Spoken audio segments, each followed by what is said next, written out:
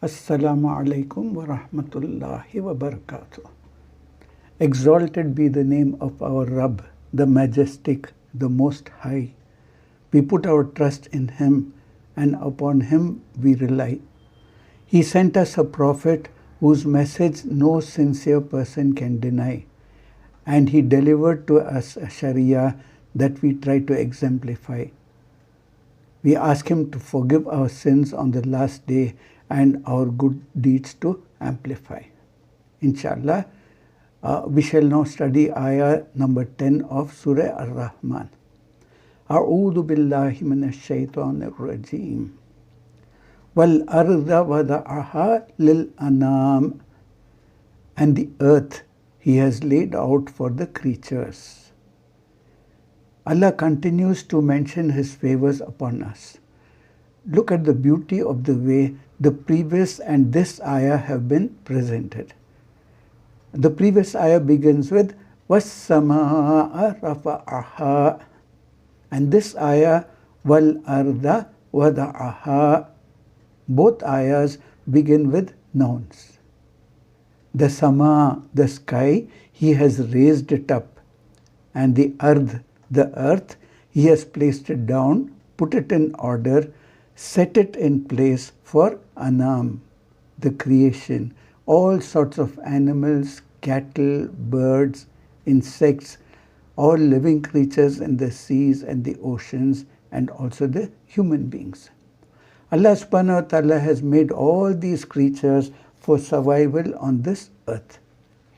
After directing attention towards the grand manifestations of Allah subhanahu wa ta'ala that you find in the heavens, attention is now drawn to the resources of providence found on the earth. The word used for the heavens is rafa'a, raised. And in contrast, the word wada'a, kept, put, is very aptly used for the earth. The implication is that the heavens were raised high like a roof and the earth was spread out like a floor, so that this arrangement could become a comfortable abode for His creatures. This implies that Allah subhanahu wa ta'ala created different habitats for different creatures. It is amazing how Allah subhanahu wa ta'ala laid out this earth and customized it for creatures in the land and the sea.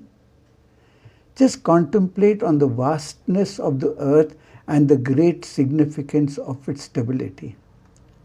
He, namely Allah subhanahu wa ta'ala, has spread out the earth as it has the attribute of being solid and stable, and it has various attributes from one place to another for all creatures, foremost among whom are humans, so that they may settle on it as it is smooth and plain.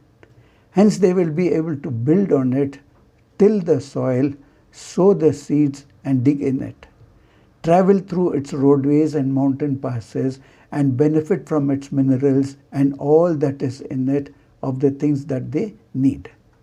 The animals are also used by the human beings for riding and transporting goods. Their skins are used for making clothes, tents, and also water containers. Because we have lived on earth for so long, we are well familiar with all that is on it. We do not feel the significance of its being laid for Allah's creatures and to enable us to function so comfortably. Therefore, we do not feel the great significance of the earth and how much grace Allah subhanahu wa ta'ala has bestowed on us by such stability unless a volcano erupts or an earthquake or flood occurs, filling us with fear. Only at such times do we fully appreciate Allah's grace in making the earth stable. All creatures have different kinds of food, but one creature which has the ability to absorb pretty much all kinds of food is the human being. The Quran is explicit in mentioning that Allah subhanahu wa ta'ala has created the creation for us. In Surah Al-Baqarah, Surah number 2, Ayah number 29, He it is who created for you all that is on earth. And in Surah Al-Jathiyah, Surah 45, Ayah 13. And he has subjected to you all that is in the heavens and all that is in the earth. It is all as a favor and kindness from him. Verily, in it are signs for a people who think deeply. All these have been subjugated to us as a blessing for us and a test for us.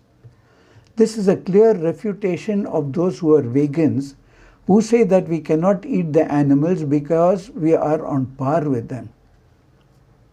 They say, who are we to take advantage of these creatures? It may make sense if you are but one animal like other animals. The Quran is very clear. Our order of structure is totally different. Allah subhanahu wa ta'ala has told us that He created cattle for us, and all that He has termed as halal. Therefore, we do have a right or privilege over the other creation. Inshallah, in the next session, we'll study the next ayah, that's ayah number 11 of this surah. Assalamu alaikum wa rahmatullahi wa barakatuh.